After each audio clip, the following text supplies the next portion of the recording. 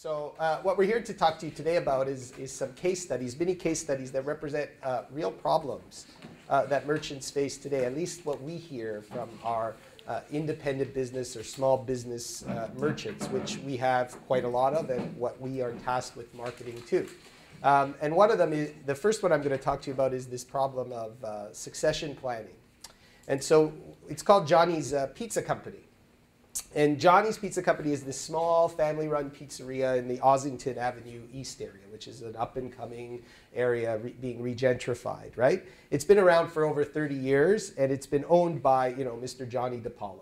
He's owned it, probably, been his, his passion, his love, and he's put all of his efforts into keeping that business going. But of course, he wants to retire, and he wants to pass it down to his 28-year-old son, Johnny. And, he would think that he probably believes that he's like, sure, I want to do that, but that's not necessarily the reality.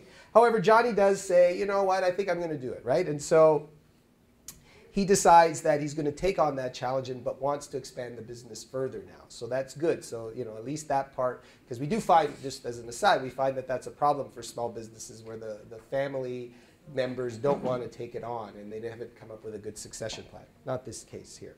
So, there has been those major changes in this neighborhood over the past decade, and it used to be lower income, older generation, immigrant families. Now it's all being regentrified, and it's become a popular spot for young or affluent and well-educated people. Like, think of other areas in Toronto where that's happening today, right? So as a result of this change, many new restaurants and bars have opened up in the area as well, because they're taking advantage of the new demographic that's there, right?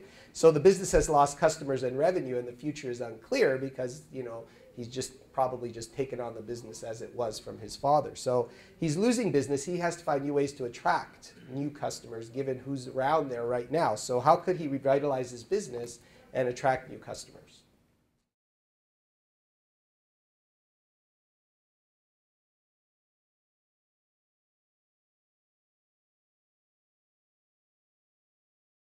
Yeah, this one is about a dry cleaner. It's called Busy Bees Cleaner, okay?